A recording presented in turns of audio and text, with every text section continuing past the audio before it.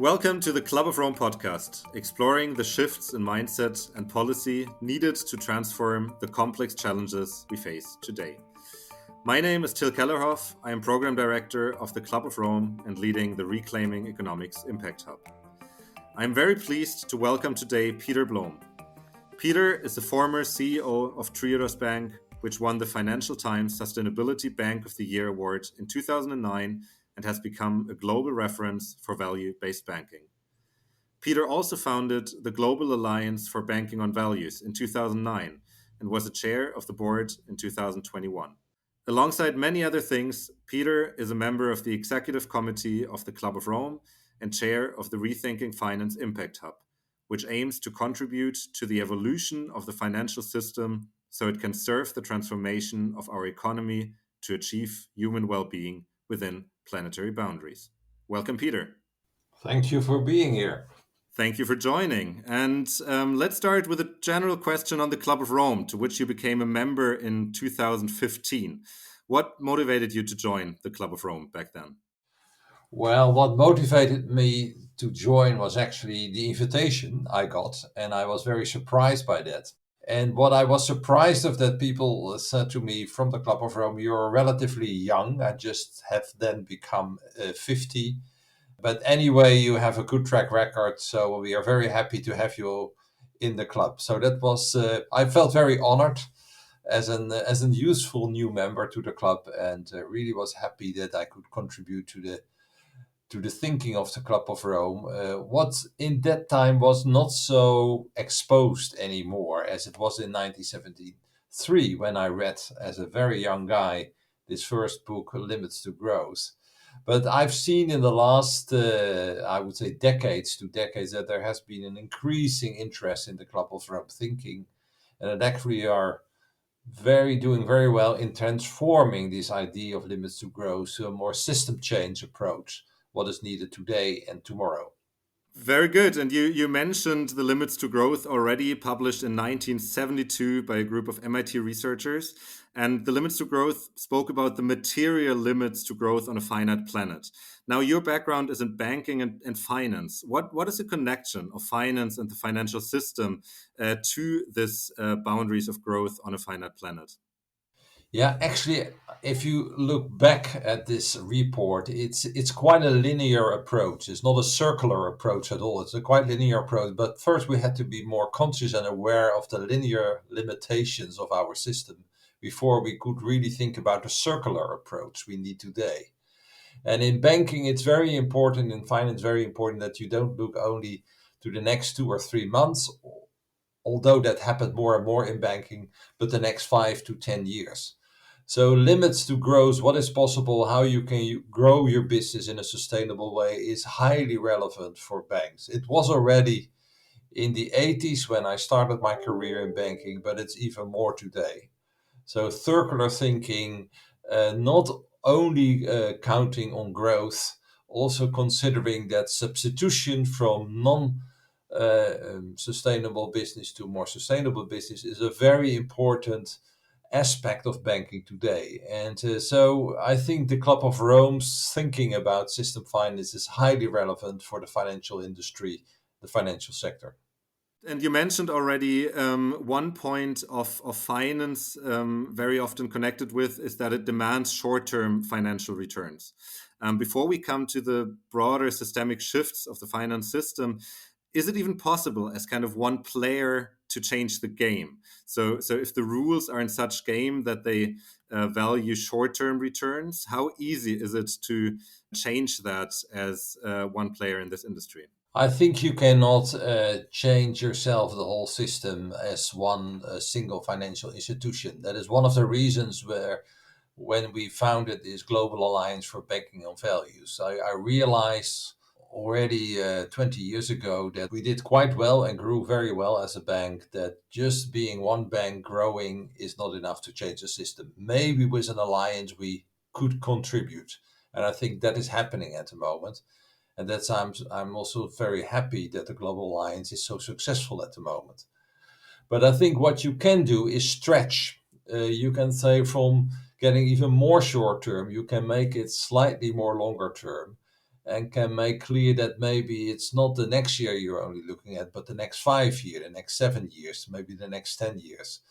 But you can never say, well, I only look at the long term and not at the short term. Banking is looking at both, but many banks forgot about the long term and only looked at the short term. I think that's what we corrected in a way by the practices of Triodos Bank. And I must say, where many other banks also are looking at, because they also can see that the system is much more vulnerable than it was maybe 20, 30 years ago, where you really could count on linear development, what you really can't anymore today. And we saw the vulnerability of the banking sector in the crisis 2008, 2009. Do you think regulations were put in place that changed the system to the better since then, in the sense of the banks that were too big to fail, in the sense of the public having to buy certain banks out of that? Did regulation and governance pick up on that issue? Let's say positive, it helped. It helped to calm down things, to create bigger buffers for the banks, what was good, but they did not change fundamentally the system. So it was still possible to create more money, to grow faster the financial sector than the real economy, what in itself brings a lot of vulnerability into the whole system, including the society and what we're having to deal with as people. So I do think it helped and we learned from it, but not fundamentally. Fundamentally, we have to look much more closely to what is the role of banking and how can we make it much more structurally supporting the real economy instead of making it less vulnerable and slightly more stable compared to what it was in the past. Yeah, and you mentioned that certain changes and improvements might have happened, but not on a systemic level. And I think that's one of the goals many Club of Rome members could subscribe to, right? Achieving something like well-being for all within planetary boundaries from a systemic level. How helpful do you say now the financial system today is in achieving this goal, achieving well-being for all within the planetary boundaries?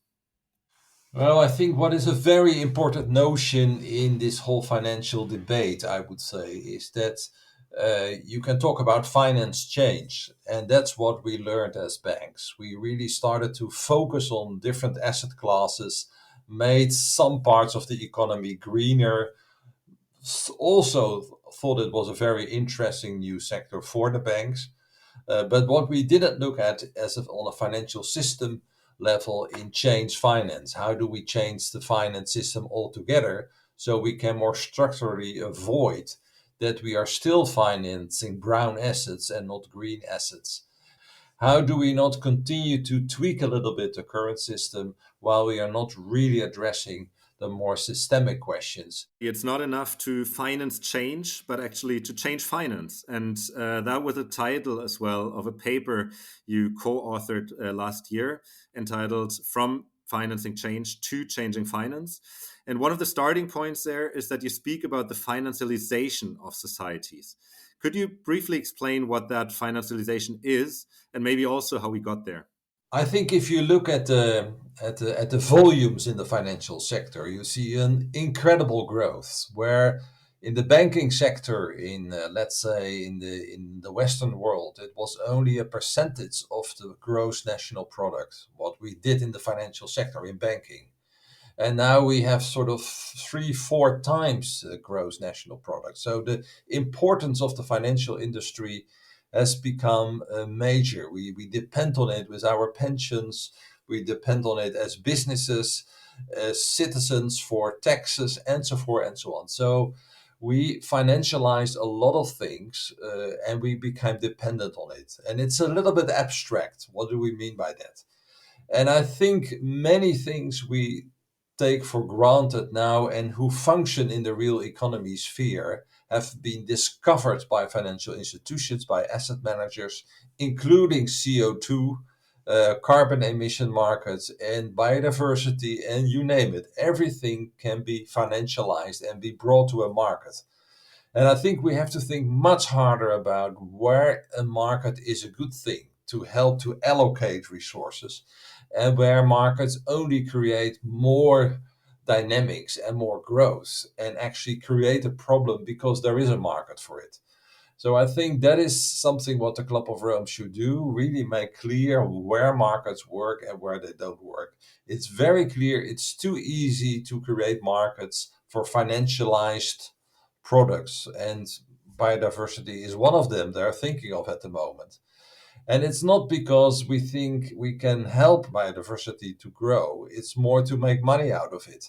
And that is in itself a real unbalance in the system. And that's where the Club of Rome has a role to play to reveal what is this unbalance, what does it do, what are the wrong side effects of that. So, when you mention the financial markets and finance kind of outgrowing the real economy to a certain extent, who is benefiting from that and who isn't benefiting?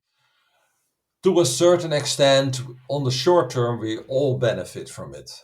It creates money for the system and people can spend that. But what you see as a real big issue is the difference between asset owners and non asset owners. It's the inflation of asset prices what creates really the divide between the haves and the have nots.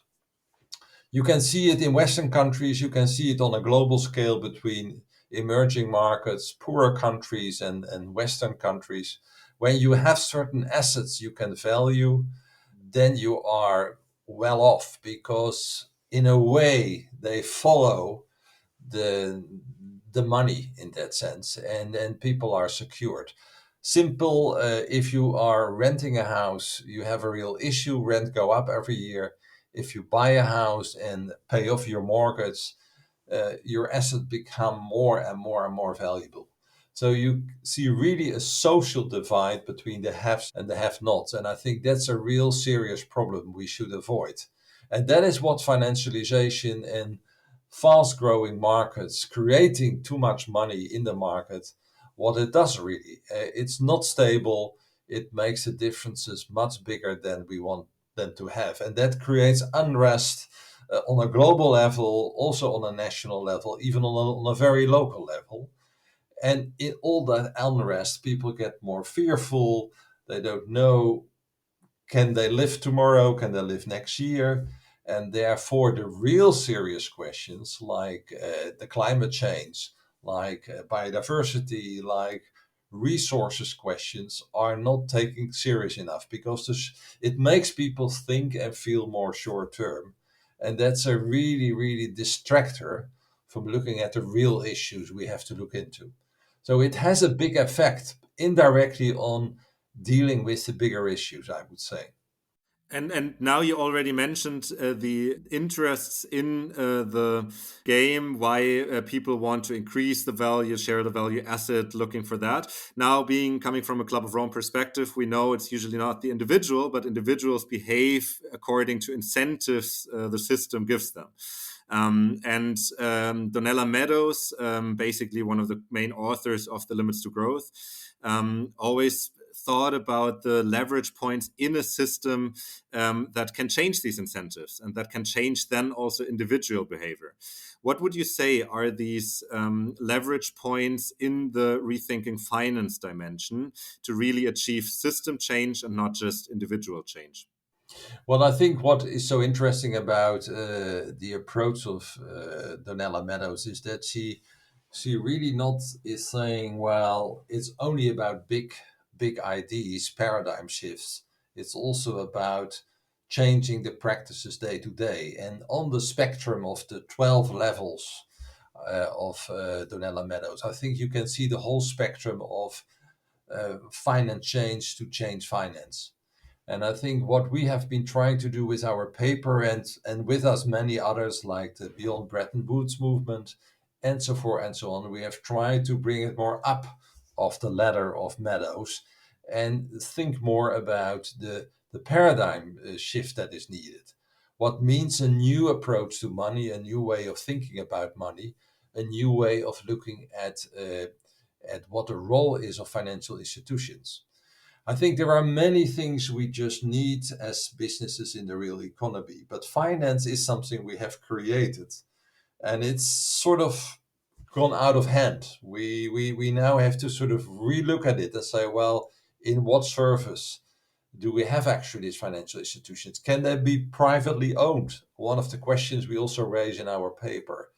It's very common that it's privately owned when it goes well. So privatized profits, socialized losses. When it doesn't work anymore, we need them for our system, for our structures, and then the government have to come in. We as a community have to come in to save them. And I think that is the sort of thinking we have to look more consequently into it.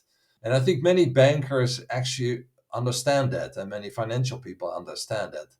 But it's only the problem with money. It's so easy to make money with money that it's very hard to say goodbye for that and make a financial system what does not count anymore with double digit profits, but make reasonable profits who match the profits of a real economy in average.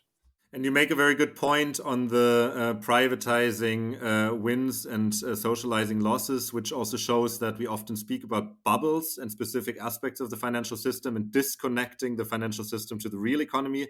However, when bubbles explode, the links to the real economy are still very clear because it affects the whole economy, right? So it is a very embedded in a very complex system. And describing what you just described, the diagnosis demands for change. And in the paper, you write that the diagnosis requires more than tweaking the current system. The sustainable finance or green finance policy agenda should be aiming for transforming the system itself. What are the differences between these things? Like, what's the difference between greening and system change, in maybe some also concrete examples? Like, where do you see some minor improvements, incremental changes that might, however, not be enough for the real system change we need to see in order to make finance serve planet and people? I think what you see now that by new government regulation, like the taxonomy in Europe, we see that we force banks, financial institutions to take a better look at the green aspects of the assets they finance. But what would be much more structural if you say, well, if you continue to invest in brown assets, you really need a higher capital ratio. You cannot use the same capital ratio for brown assets financing as green. And that is now coming more to the consciousness of regulators. Central banks talk about it already. They didn't do that 5 years ago, so things are changing. So that's what I mean by really structural changes. You make clear that it's not just about a nice marketing tool to look greener, what is very easily become greenwashing, but make very clear that it's too expensive to continue to finance on such a big scale brown assets. And if you do that, you need a lot of capital and you cannot make the return you need as a bank. So going to green assets is a more structural approach if you relate them to the capital requirements. That's one example. You could also say, well, for banks, we need different, and that's a much more fundamental question that you could say maybe banks cannot be listed companies anymore. Maybe they should be more companies who are in the commons who is really a structure for public private interest, and that we have to define much better what is the public interest, what is the public cost and the public benefit, and where can you bring in private investors. We haven't thought about it. I think cooperative banks are a good example. They have really the opportunity to look more from a commons perspective for their role. And I think steward ownership, enterprise foundation owned banks, I think is another alternative. What are then the barriers of implementing systemic changes? Because you mentioned, many bankers understand the value of the green transition, but obviously there are very, very, very strong interests opposing this view as well. Otherwise, we wouldn't see the investments into fossil industry. So you also mentioned that in the paper that there are certain barriers to implementing those changes. What would you see as those barriers? Well, I think there are a couple of barriers. One barrier is from it's very difficult for a risk management system, what a bank is. In the end, a bank has to manage risk. It's about lots of money, relatively small margins. So you have to be very keen on your risk management. And what you have seen particularly since the last financial crisis, that needs improvement. And what you have seen that mainly old data of the old economy determine what your risk model is for assessing new risks. And that's actually holding you back from financing transition. You always come with more risk. Maybe you don't know the benefits so well, but you can identify the risk much more easy. And the risks are a bit bigger because they do not refer to the old system. So whatever is new, that's a real issue for a banker. If you and you cannot explain that to your regulator, and the regulator say, well, if you take all this new stuff on you, you probably need more capital. More capital means lower profits. Lower profit means very hard to get new capital. So it stops itself from a system point of view. The other thing is, the other solution could be that you have a different type of shareholdership, what is much more a hybrid combination of government interest and some private interest, where you maybe can lower the return for the investor by reducing some of the risks he has involved in. And I think that's where the government can play an important role. And therefore, you can create banks who do not go for double digit profit anymore, but for a reasonable profit of 5, 6, 7%, but with lower risks and with more involvement of government to make that possible. So you have to create new institutions who are more regulated also from a governance point of view, where you allow for entrepreneurship, but you make it possible for banks to work with lower risk profiles and therefore also can reduce the profit demand from the market if you still want to finance things through the market. But that's a big thing. I mean, it's not something easy, but you cannot solve these things with easy measures. You have to look at the bigger picture and what does it mean for not only regulation, what is still a sort of tweaking, but what does it mean for the more fundamental approach to who owns actually a bank, who owns asset managers, as they are so important for the development of society and transformation. And we don't want to have any control and say, well, that's what the market will decide. The market will not. The market is not conscious about the future. The market is conscious about the transaction next hour, even next second. Yeah, and that is part of the market system and market logic as well, right? Money flows into the highest profitability, and it's not even blaming individuals in there. They behave according to that system. But when you mention the new institutions and new regulations, they kind of need to make sure that money can flow into things that might be less profitable, but at the same time more beneficial for societies. And that is, of course, one of the big challenges. Yeah, and all this notion of profit, and I hear it also in the impact community, actually. I think it's very hard to define if there is a real profit or not. There are always externalities we are not conscious about, and we have to be very awake and looking from a holistic point of view to things before we decide this is profitable or not. The easy way of saying, but it has to be market conformity. In many things, market conformity means that we exclude certain costs and leave them to others. And then it looks very profitable. I think that's not the way forward. It's far more complex. So people say, well, it's easy when you talk about money. It's more difficult when you talk about climate impact, social impact. I think even from a money point of view, it's not so easy to define if something is profitable or not. Yeah, that's a very good point, and goes back to the roots of the Club of Rome, actually, that profitability maybe should be seen as more than the monetary value, but that there are all these externalities. And one part of the policy agenda is trying to internalize these externalities. But we need to be aware of the ecological ceiling of our economic system. Exactly. And one project where we try to tackle this financing change aspect a little bit more also is the project Earth for All, one of the last reports of the Club of Rome, where we argue for 5 different turnarounds connecting the social and environmental dimension. And one estimate we have there is that the transition will cost or will be investments into the future in a range of 2 to 4% of GDP per year short term, because things that need to happen might be more expensive short term than just continuing with business as usual.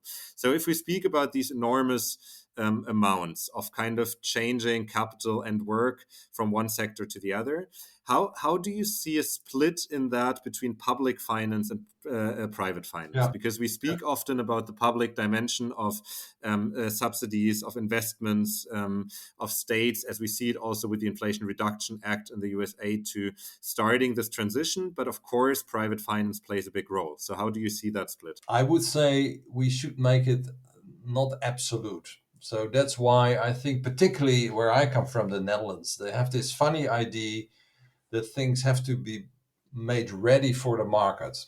So there are huge investments through subsidies to make things ready for the market. And then you see the market waiting until it's ready for the market. And they pick it up then. And they take that gift by making it ready for the market like for granted, and then start to make profit for their shareholders. Where I think we should be much more conscious about the public role of pre-investing in new developments. That's why I'm so a big fan of national investment banks who can take a higher risk, a long-term view. KfW in Germany is a good example, but you have the same in the UK, you have the same in France. I think national investment banks are key in making this transition from a new idea, scale it up to something where also other parties can step into. And what I think is important, that is not a subsidy-driven organization, but it makes an investment with another risk profile. And sometimes they make good returns and they can use it for new investment. And sometimes they have big losses because it has not been the development they envisaged. And I think it's very healthy for an economy, for a society, to have a sort of middle organization like a national investment bank or institution to bridge actually to this more standard market approach. And I think they will also have an effect on the market, because if they are serious institutions, they will have an effect on those banks, asset managers, that they step by step will taking more risk on the real changes that are needed. Where now in this system they can't. It's like completely without any risk taking anymore. The margins are very thin. There's too much money anyway, so you cannot afford to lose anything. So nothing happens. Now, this would be for me a very important step in many countries to much more consciously use public money in combination with private money to have these investment banks, national investment banks, working more from a commons perspective. And it's a good point, because this commons perspective then also includes kind of the social dimension, right? Where we often see that maybe the biggest challenge to solving climate change is not the technical dimension, but rather social acceptance and making sure that we don't also by subsidizing, by channeling finances in other ways, that we don't kind of recreate a trickle up effect where then not a few people in the fossil fuel industry benefit, but then a few people in the renewable energy, but that really all people benefit from that, which also comes back to your point on ownership. Particularly when financial exclusion, I must say, for the haves and the have-nots is really happening. Therefore, you need a sort of countervailing power, and that is the commons, I would say, who help to for people to realize that we are all bankers. We own together the banks. They just fulfill a function collectively for us, but there's not like a special knowledge or a special smartness they have to bring in and can make money out of that. That's maybe with technical products differently. But with banks, it's just a service to the whole system. And we should do that in a very good way, also entrepreneurial, but not in the way that you are positioning yourself opposite the customers. You are actually, the customers and the shareholders should be the same, in my view. But because it basically is the same, because the shareholders only can get a return when the customers still believe the bank. And it has nothing to do with technology whatsoever. It's all about trust. And I know, because I've been there, I know how it works. It's all about trust, and the trust comes from the consumer, the consumer of banking products, and not from the shareholder. Which also shows again that economics and finance is not an objective natural science, but is related a lot to psychology and values and belief systems. And now I think more and more people after the financial crisis have realized that, and there is a lot of movement with different ideas in the sector. So there are more and more organizations trying to see what different ways to finance are there. You mentioned the taxonomy. We have read a lot about green quantitative easing ideas in the last years. We hear a lot about modern monetary theory, basically arguing that a government that issues its own currency cannot run out of money. How does that give you optimism that there are so many new ideas coming up? Or what do you think about the current landscape there? Yeah, in different ways. I think there are some very light tweaking things. What I think is okay, but will not change the system. To the more fundamental modern monetary system theories, I think can really help to get us out of the idea that there is an autonomous system of creating money, where you should look very carefully what are the resources in the economy, and support that with the money you can issue, so to speak. What is a different approach than we have now seen it as something you can steer with money because you have certain purposes. You can also see there are certain resources available. Let's make sure that they get financed. And I think that was MMT, I thought, was, I think, in that sense, a very interesting approach. What I've heard not enough yet is this whole governance ownership question around financial institutions. I think that is in the background more fundamental than we realize, because is in the end it's still the shareholder interest, or maybe as a very important stakeholder and on a group of stakeholders. I think there is still a sort of exclusive interest for certain people connected to it. And I think we should, in that sense, democratize the financial industry much more stronger than we did in the past. That doesn't necessarily mean that we make it all to state banks, because that will slow down things a lot. So there is a sort of in between area, the commons, where you can, well, you have to be much more creative to unlock the entrepreneurial qualities you need there as well, but not turn it automatically in individual profit making, but make it much more profit making what is between good results, but also the community where you feed it back to. I think that's a very important principle, what I think we should pick up. There will be a lot of resistance because that doesn't fit the ownership agency ideology in economics. But I think for finance, this is critical. And in that context, I might also recommend deep dive papers by Ken Webster, who speaks exactly about the third element between public and private and get us out of the dichotomy of the last century, but get into the new one. So there is a lot of movement. There are still many blind spots. And last question, what do you think the role of the Club of Rome can be in this regard, in filling these blind spots? What should the Club of Rome do to not only finance change, but also change finance?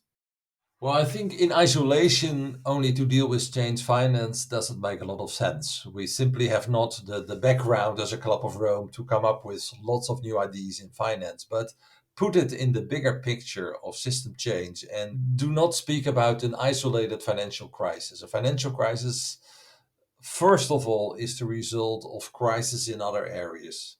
And I think a Club of Rome can really reveal that, make that clear, how they are in the polycrisis approach we are taking, how particularly in the background, the financial system is actually impacting that in sometimes a positive way, but sometimes also in a negative way. So I'm very happy that the Club of Rome included finance now, because they realize that in the background, finance determines a lot of the interaction between the different crises. And I think in this holistic approach, in this system approach, I think there is where the Club of Rome can really add value. If you only leave it to monetary professors, I think it's not enough. you need ecologists, you need system thinkers, you need lawyers, about governance experts, you need social experts, and that is what the Club of Rome is about. They bring together the knowledge and start to learn how things are interrelated. And we should really try to work with that, with all these partners who have maybe more special interests and special issues like finance, like agriculture, like economic thinking, like social questions, and bring them more together and say, well, this is how all those things are interrelated and how we can make that work. Great. So even after 55 years of the Club of Rome, there's still work for us to do. And we will continue working on this. I would recommend everyone to check out the From Financing Change to Changing Finance paper. Thank you very much for joining, Peter. Thanks, everyone, for listening to the Club of Rome podcast. And for more information, please visit clubofrome.org.